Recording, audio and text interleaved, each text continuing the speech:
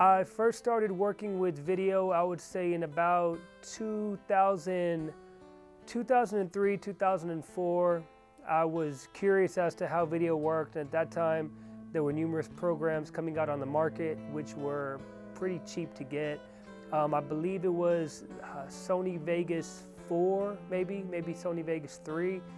I went to Circuit City, bought a little program for $59.99, $49.99 maybe it was, and I pretty much wanted to see how video worked, if I could shoot my own little things, you know, just go outside, shoot a tree, come back and put some words over it.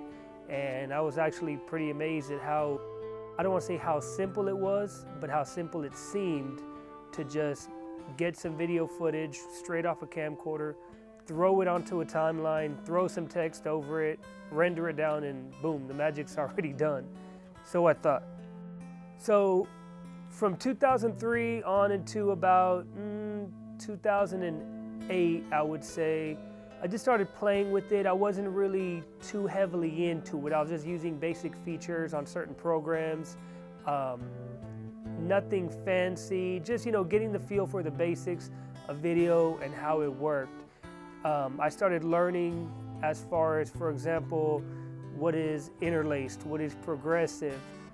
HD, the boom was already going on, and I wanted to find out, okay, what is high definition video? What is so different about high definition video? What makes high definition video so unique? What are all these things that make video distinct in the way that it's shot, in the way that we see it? So those couple of years I pretty much spent just learning on the side, you know, in addition to playing with the basic stuff. One thing led to another. I started taking my camcorder around town. Once I started taking my camcorder around town, I was, you know, taping things, we'll say for my son, soccer events, things like that, games, taping private events for friends of mine. And then next thing you know, I started getting calls from promoters, from club promoters, and going to concerts. And I started taping the concerts, nothing fancy, just one camera. So I kind of started doing that, started learning the motion and started learning actual shots. Okay, if I'm on this side of the stage, how can I get a clear shot at the talent, for example, the subject in front of the camera? So that's kind of how I started really, I guess you could say, getting out in the field and learning. A lot of people who aren't in the video community, I guess you could say, or let's say even photography, they think just because maybe their buddy has recently purchased a $9,000 camera, we'll say, he's like, oh, he's got a real cool camera, it's expensive. Yeah, I've honestly shot some things with a $1,500 camera that the end result will look better than somebody inexperienced with the $9,000 or $10,000 camera. Of course, lighting is everything. I mean, there's just so many different factors into shooting quality video that you have to take into consideration. So since then, since about 2008, I've pretty much shot everything from private events, concerts, television commercials, music videos, all kinds of, what can I say, games, things like that. So what starts happening is once you start learning the craft and something that you like and you love to do, you say, okay, what can I do with it now?